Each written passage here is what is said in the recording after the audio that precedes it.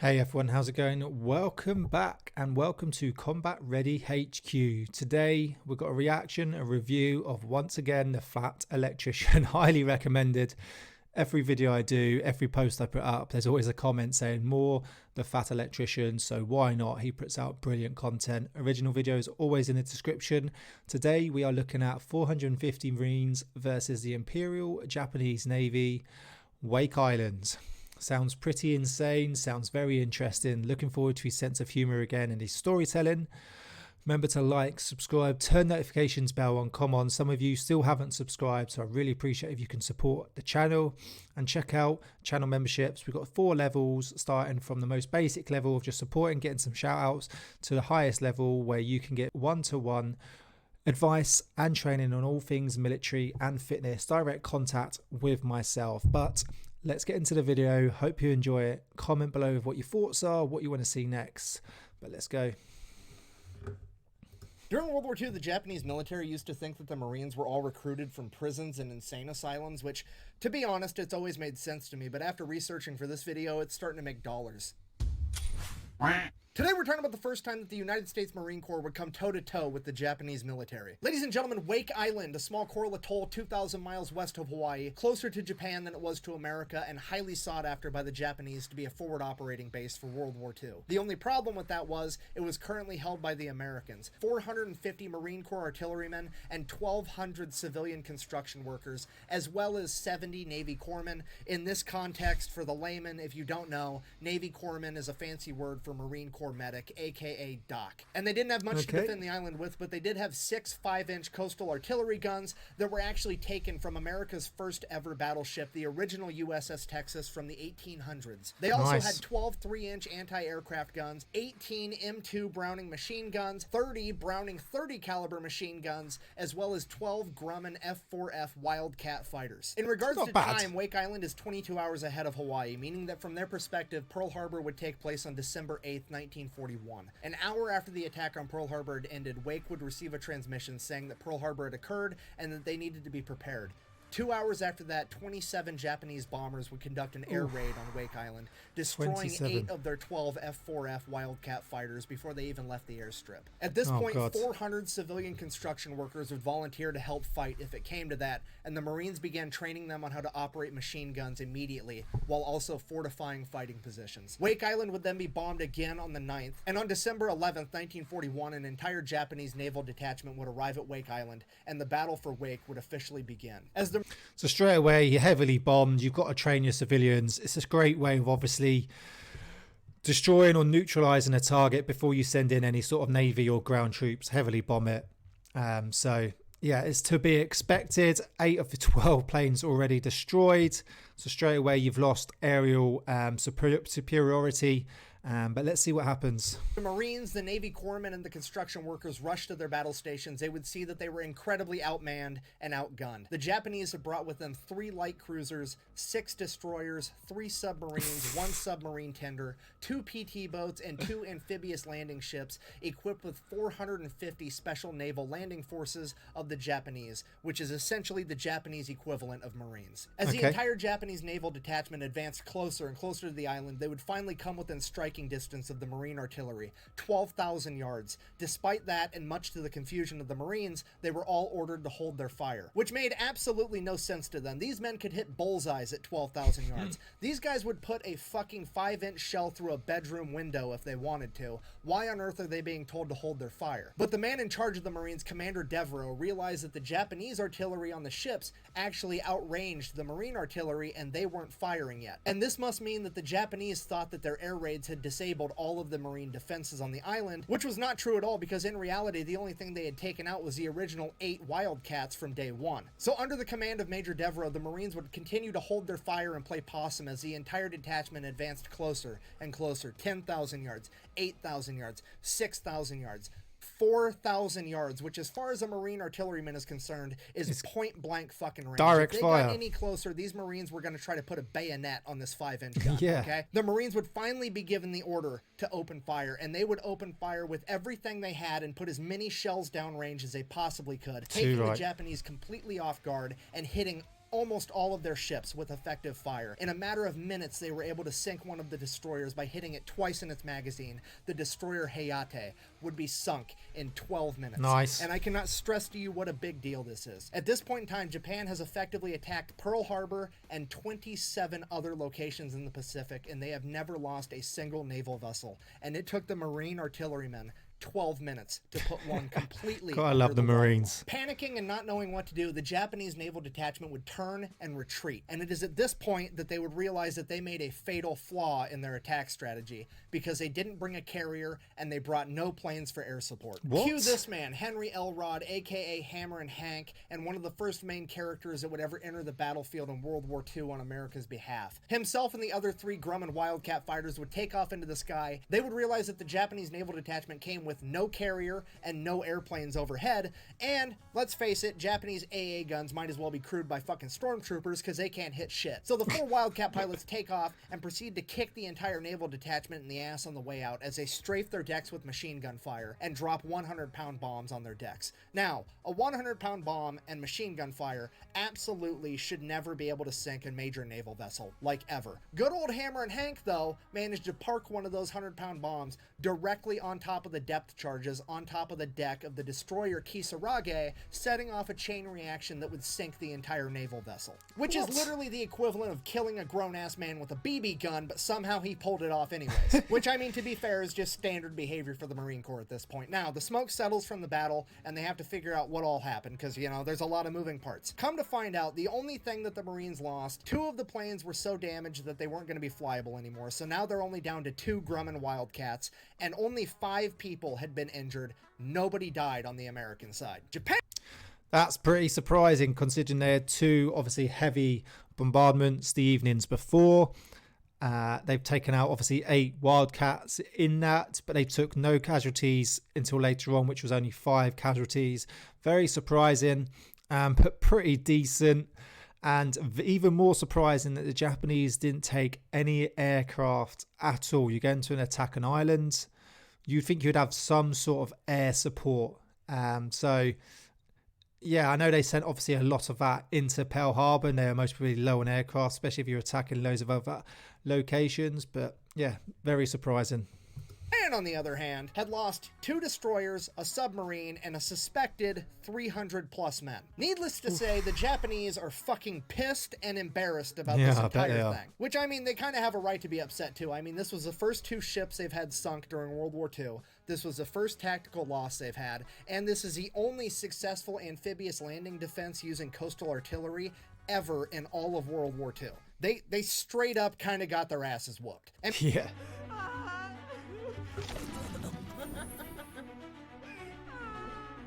And because they're so upset, they pretty much immediately sent out another air raid from the Marshall Islands and bombed Wake Island again. And they continued to bomb Wake Island every day for the next 10 days. Oof. Thankfully, they still didn't manage Mentally, to hit a whole lot. tough. Total stormtrooper energy, just misses every single time. And during this 10 days, the American people would find out that 450 Marines and a bunch of construction workers stood up to the Japanese Navy and told them to get fucked. And this became the silver lining for the catastrophe that was Pearl Harbor. Wake Island was a shining example that the American public looked to and said, if those 450 dudes were able to accomplish that when they weren't ready, imagine what we're going to be able to do once we actually start trying. This recruitment at that. Unfortunately would be short-lived because it is now a race between Japan and America to see who can get reinforcements to Wake Island first. The problem with that is the Japanese reinforcements are coming from all their other successful attack missions, including Pearl Harbor, so they have a huge head start on the Americans. So obviously they get all of their ships there first. So the Marines call up the Navy chain of command and are like, hey, there's a bunch of more Japanese ships here,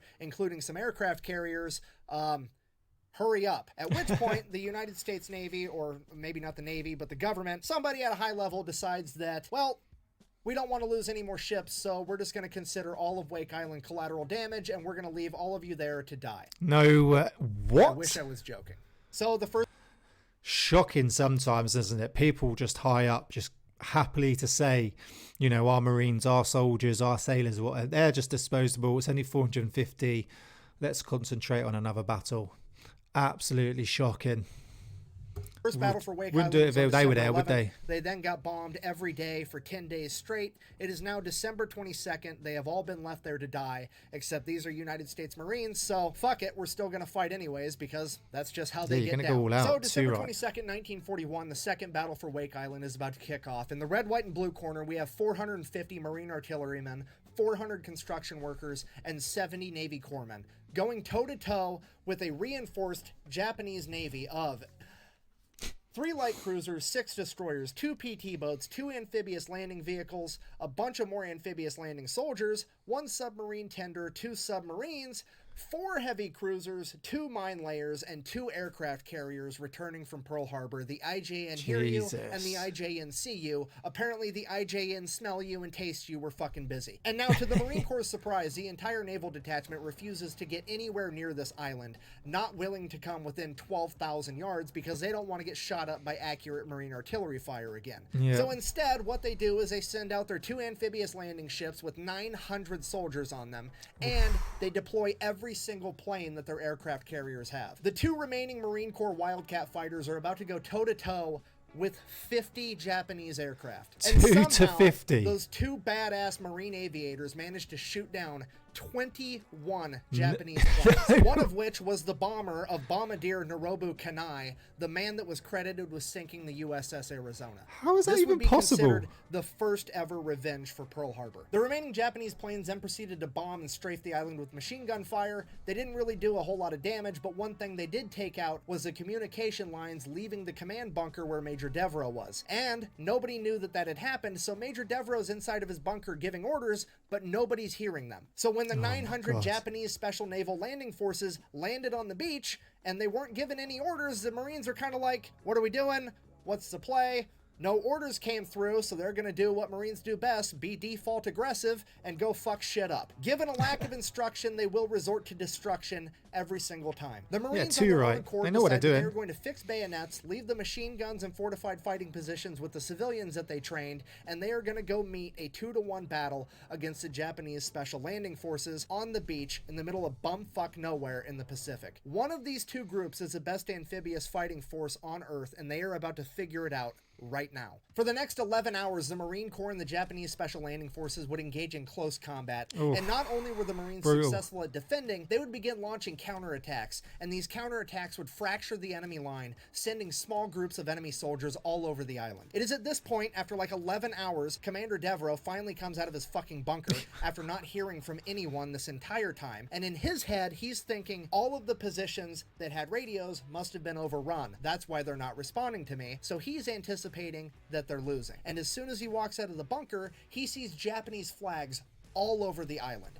And he assumes that the flags had been hoisted because the Japanese were victorious. But that's not what was happening. What he was seeing was Japanese good luck flags, which was a Japanese tradition in World War II, where the Japanese soldiers would have their friends and family sign a Japanese flag, and they would hang it on their rifle when they went into battle for good luck. That is what he was seeing, not flags hoisted in victory, because his Marines were kicking their fucking ass. But he didn't know that, so he Standard proceeded to Marines. go around the island and force his men to surrender. Right off the bat, huge problem. The Japanese at this point in time weren't real big on the whole taking prisoners thing. They still very much believed in the Bushido Code of Honor, and if you surrendered on the battlefield, you lost that honor, and as far as they're concerned, if you didn't have your honor, you deserve to die. Yeah. So it's already not looking that great, and it would become even worse once the fog of the battle finally lifted, and everybody began to look around and realize there's a distinct lack of dead Americans. Plenty of dead people, not many Americans. Because over the last 11 hours, the Japanese landing forces had suffered 600 casualties. And the Americans had only lost 52 Marines and 70 construction workers. I say only, that's still a lot. It's a way lot, too many. but It's compared tragic. to the I'm not trying 600. to diminish that in any way.